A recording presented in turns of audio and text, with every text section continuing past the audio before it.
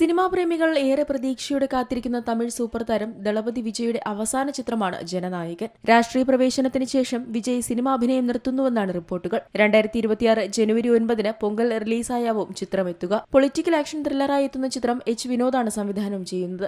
മാത്രമല്ല സാങ്കേതിക മികവ് കൊണ്ടും വൻ താരനിര കൊണ്ടും ചിത്രം സമ്പന്നമാണ്. ഇപ്പോഴത്തെ പുറത്തുവരുന്ന പുതിയ റിപ്പോർട്ടുകൾ പ്രകാരം ജനനായകന്റെ ടീസർ വിജയുടെ 51ാം ജന്മദിനമായ 2025 ജൂൺ 22 റിലീസ് ചെയ്തേക്കും. ചിത്രത്തിന്റെ പ്രമേയത്തെക്കുറിച്ചും ആക്ഷൻ രംഗങ്ങളെക്കുറിച്ചും ടീസർ പുറത്തുവരുന്നതോടെ പ്രേക്ഷകർക്ക് ധാരണ ലഭിക്കും. അതിനായുള്ള കാത്തിരിപ്പിലായിരുന്നു ഇത്രയും നാൾ ആരാധകർ. അതേസമയം വിജയ് അഭിനയിക്കേണ്ട ഭാഗങ്ങളുടെ ചിത്രീകരണം പൂർത്തിയായെന്ന സൂചനകൾ പുറത്തുവരുന്നുണ്ട്. വലിയ പ്രൊമോഷനോടെയല്ല സിനിമയുടെ ചിത്രീകരണം നടന്നത്. സൺ ടിവിക്ക് 55 കോടി രൂപയ്ക്ക് സാറ്റലൈറ്റ് റൈറ്റ്സ് ജനനായകന് വിറ്റതായും റിപ്പോർട്ടുകൾ വന്നിരുന്നു. ഒപ്പം 121 കോടി രൂപയ്ക്ക് ആമസോൺ പ്രൈമിന് OTT റൈറ്റ്സ് ലഭിച്ചതായും സൂചനകളുണ്ട്. തമിഴ് സിനിമാ ലോകത്തെ സംബന്ധിച്ച് ഇതും ഒരു റെക്കോർഡാണ്. അതേസമയം 2023 പുറത്തിറങ്ങിയ നന്ദമുരി ബാലകൃഷ്ണയുടെ തെലുങ്ക് ചിത്രമായ ഭഗവന്ത് കേസരിയിലെ ഗുഡ് ടച്ച് ബാഡ് ടച്ച് എന്ന സന്ദേശം നൽകുന്ന ഒരു പ്രധാന രംഗം ജനനായകനിൽ ഉൾപ്പെടുത്തിയിട്ടുണ്ടെന്നാണ് വിവരം. ഈ രംഗത്തിന്റെ റീമേക്ക് റൈറ്റ്സിനായി 4.5 കോടി രൂപയാണ് ജനനായകൻ ടീം ഭഗവന്ത് കേസരിയുടെ നിർമ്മാതാക്കൾക്ക് നൽകിയത്. പൂജ ഹെഗ്ഡെ, ബോബി ഡിയോൾ, പ്രകാശ് രാജ്, ഗൗതം വസുദേവ് മേനോൻ, പ്രിയാമണി, ശ്രുതി ഹസൻ, മമിത ബൈജു, രേവതി എന്നിവരാണ് ചിത്രത്തിൽ മറ്റു കേന്ദ്ര കഥാപാത്രങ്ങളെ അവതരിപ്പിച്ചത്.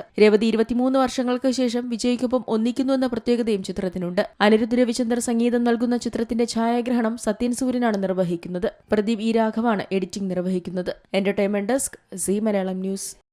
ഏറ്റവും പുതിയ വാർത്തകളും വിശേഷങ്ങളും വിരൽ തുമ്പിലറിയാൻ സീ മലയാളം ന്യൂസ് എല്ലാ ഡിജിറ്റൽ പ്ലാറ്റ്ഫോമുകളിലും ലഭ്യം.